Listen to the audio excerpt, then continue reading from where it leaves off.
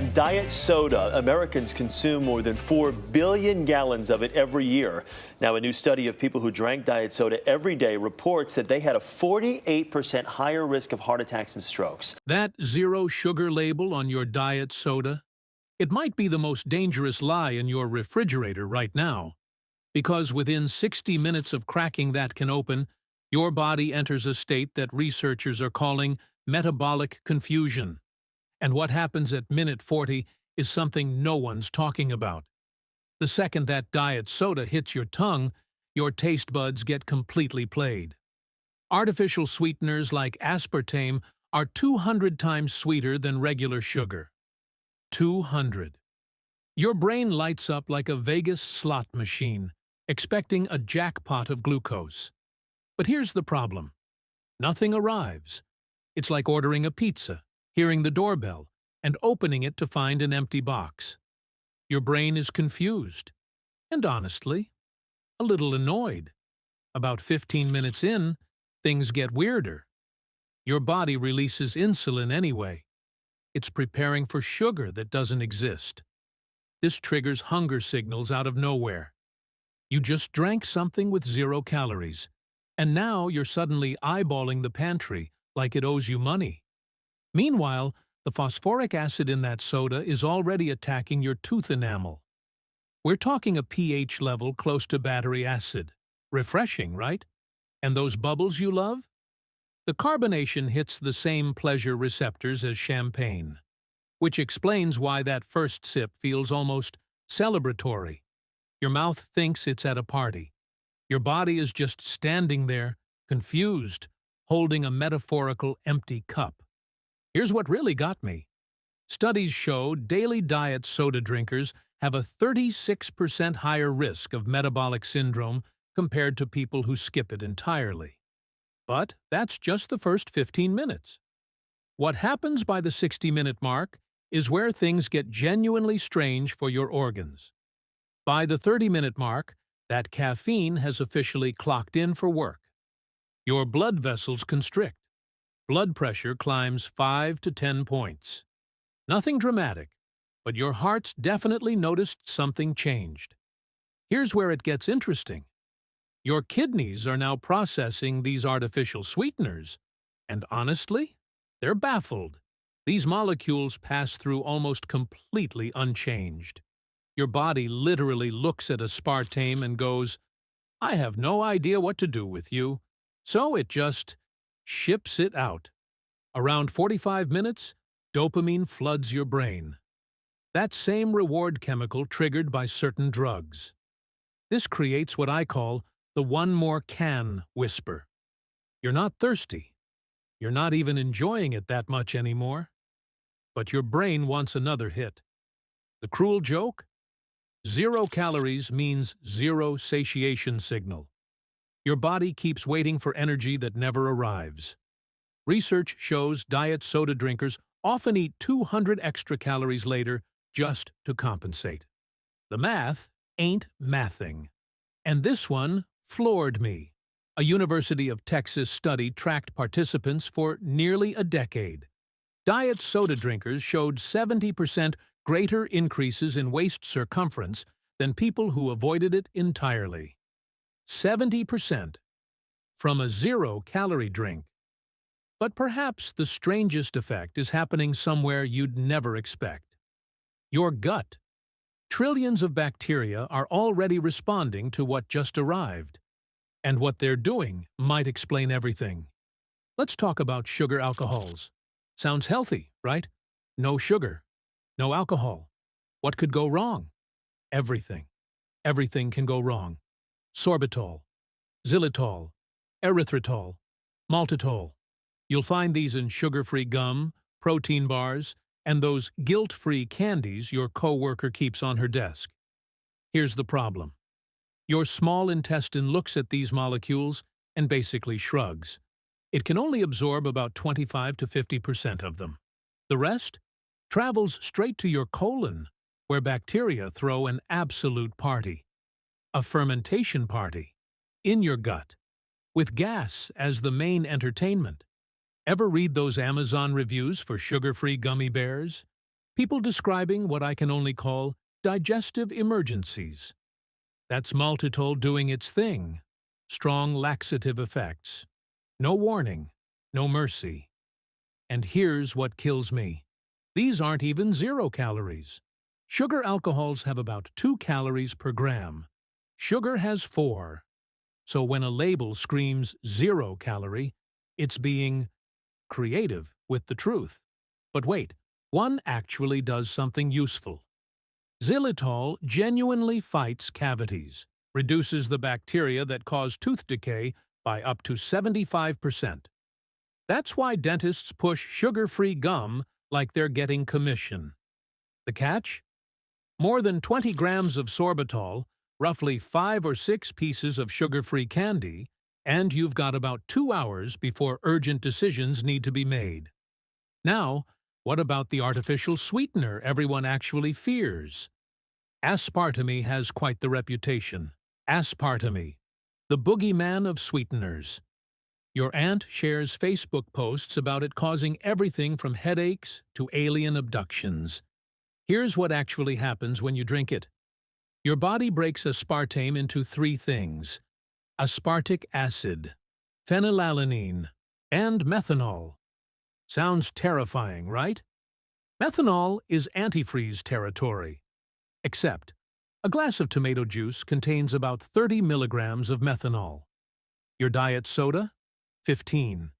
You'd get more methanol from an apple. Nobody's staging interventions over apple consumption. The phenylalanine part matters for exactly one group: people with phenylketonuria, a genetic condition affecting about 1 in 15,000 Americans. Their bodies can't process it. For everyone else, it's just an amino acid. Your chicken salad has more. Now, here's what gets me. Over 100 regulatory agencies worldwide have reviewed aspartame. 100. That's more scrutiny than most prescription medications receive. The acceptable daily limit sits at 50 milligrams per kilogram of body weight. For a 150-pound person, that's roughly 18 diet sodas. Daily. If you're drinking 18 diet sodas a day, aspartame isn't your biggest problem. Your kidneys would like a word. One genuine quirk, though: aspartame hates heat. At 86 degrees, it starts breaking down. That's why warm diet soda tastes like regret, mixed with disappointment. The sweetness literally falls apart. But aspartame isn't the only controversial sweetener with a strange origin story. Sucralose was discovered by pure accident. Sucralose was discovered because a scientist couldn't hear properly. In 1976, a researcher at a British college told his assistant to test a new chlorinated compound. The assistant heard taste, so he stuck it in his mouth. Instead of dying, which would have been reasonable to expect, he discovered something 600 times sweeter than sugar. Science is wild sometimes.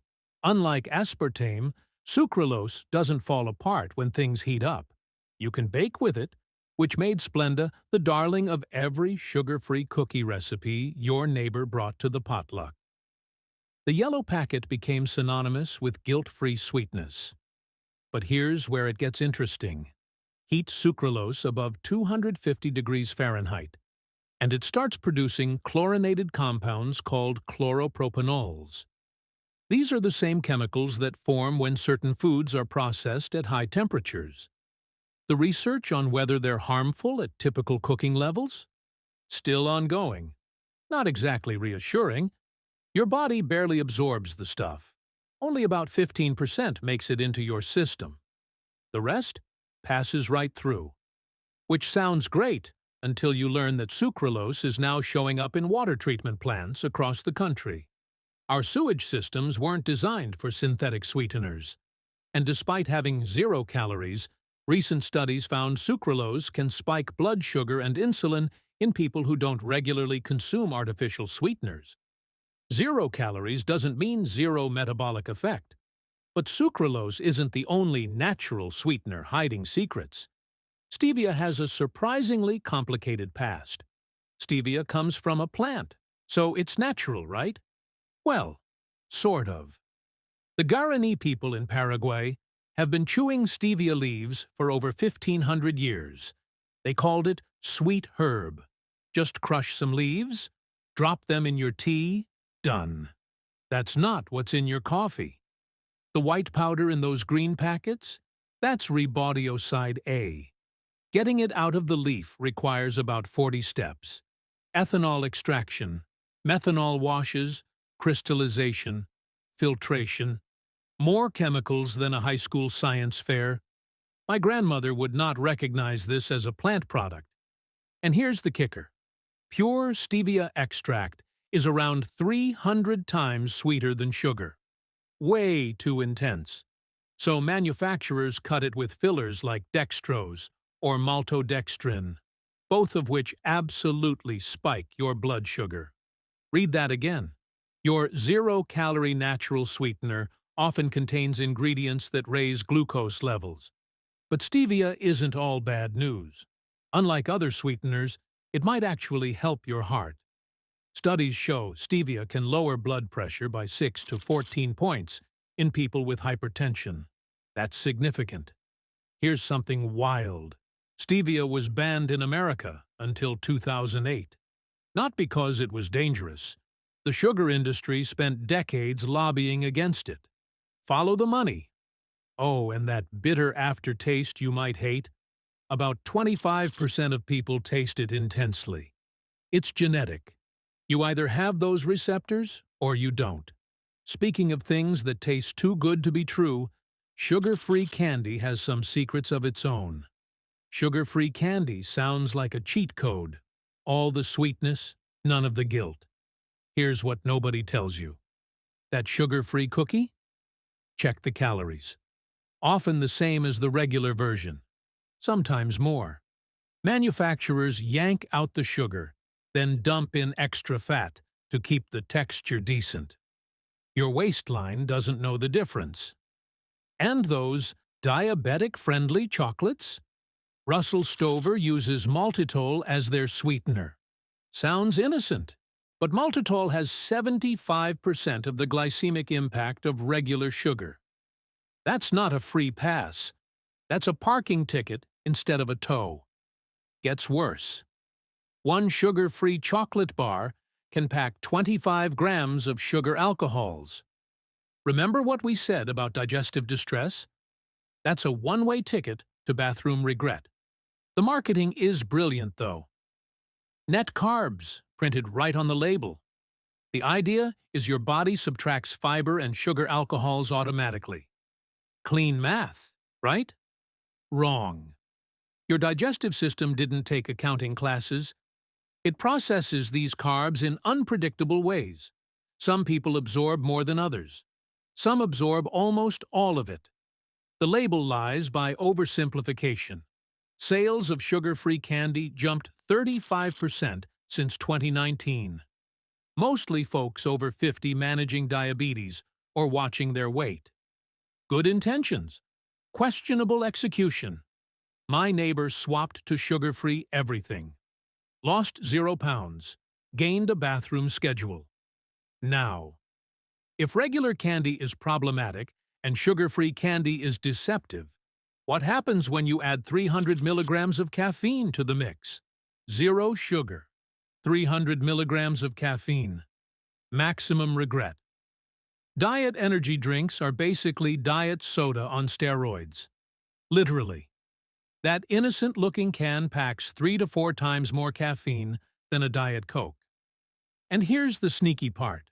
Many contain guarana, which adds caffeine that doesn't show up on the label. So that 200 milligrams listed could actually be 260. What happens inside you? Within 30 minutes, your heart rate jumps 15 to 20 beats per minute.